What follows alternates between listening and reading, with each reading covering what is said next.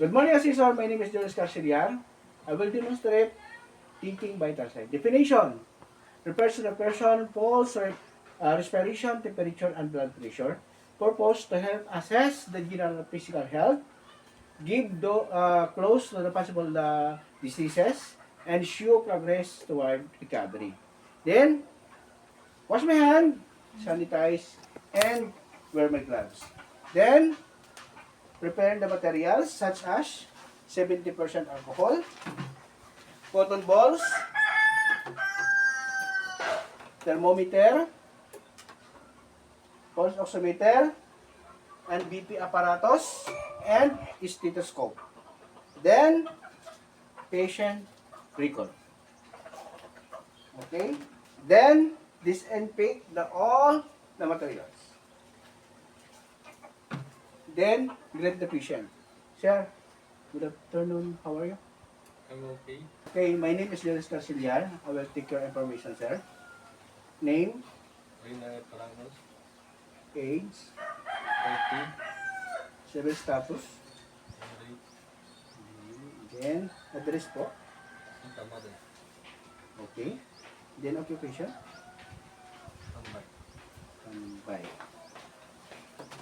Then, okay, next. Thermometer. Sir, this is a thermometer. I will take your temperature.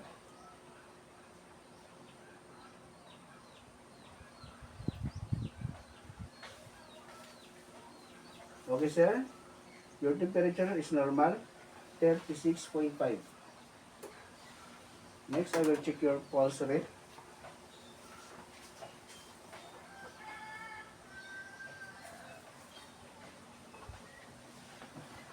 Okay, next.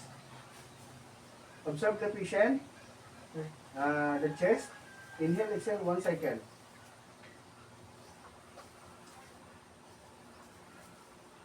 Okay.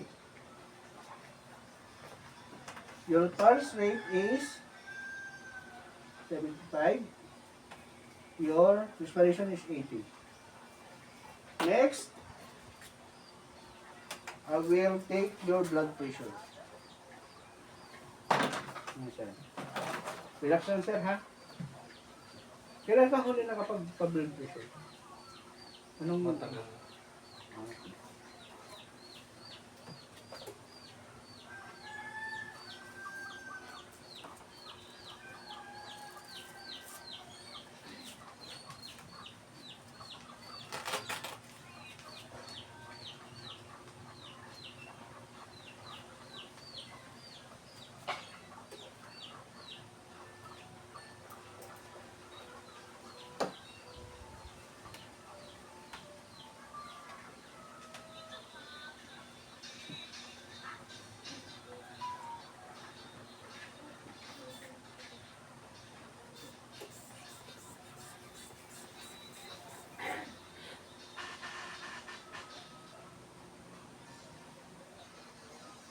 Okay, sir. Your blood pressure is 120/80. That is a normal.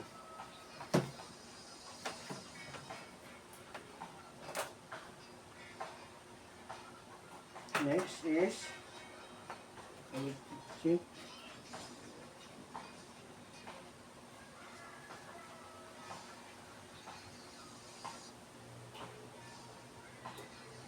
Okay.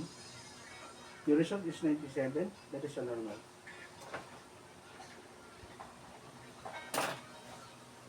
How's your feeling? Okay. Okay. This is the result of your